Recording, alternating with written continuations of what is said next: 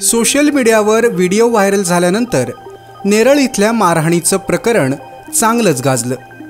मारहाण करणारा व्यक्ती शिवाजी सोनावणे हा आमदार महेंद्र थोरवे यांचा बॉडीगार्ड आहे असं म्हणत शिवसेना ठाकरे गटानं आमदार महेंद्र थोरवे यांच्यावर गंभीर आरोप केले। पण हे विरोधकांचं षडयंत्र आहे असं म्हणत महेंद्र थोरवे यांनी सगळे आरोप उधळून लावले। काही दिवसांपूर्वी शिवाजी सोनावणे यांनी अमर बांदल याच्या गाडीची काच फोडली होती। काचेची भरपाई देण्यासाठी नेरळ रेल्वे फाटकाजवळ अमर बांदल आणि शिवाजी सोनावणे हे भेटले आणि त्यांच्यात पुन्हा वाद झाला। प्लास्टिकच्या दांडक्यानं जोरदार मारहाण करत शिवाजी सोनावणे याचा व्हिडिओ सुद्धा सोशल मीडियावर व्हायरल झाला।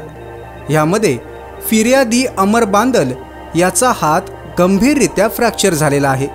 दरम्यान आरोपी शिवाजी सोनावणे याला पोलिसांनी अटक केलेलं आहे।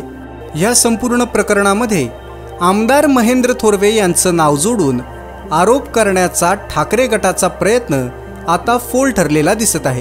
कर्जत धाब्याला जेवायला बसलेलो, त्यांच्या मित्रांमध्ये त्यांची भांडणं झाली।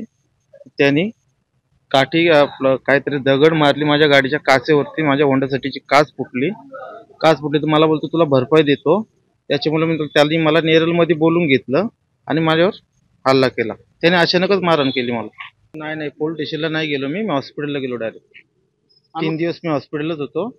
आज मी जेव्हा व्हायरल झाली व्हिडिओ तेव्हा मी पोलीस स्टेशनला आलो। परंतु ठाकरे गटाकडनं जाणीवपूर्वक मला बदनाम करण्यासाठी त्यांनी असलेले षडयंत्र आहे आणि त्यांनी ते जाणीवपूर्वक केलेले आहे। ताज्या बातम्या आणि लेटेस्ट अपडेट्ससाठी आजच सबस्क्राइब करा कर्जत विकास यूट्यूब चॅनलला आणि बेल आयकॉन दाबायला विसरू नका।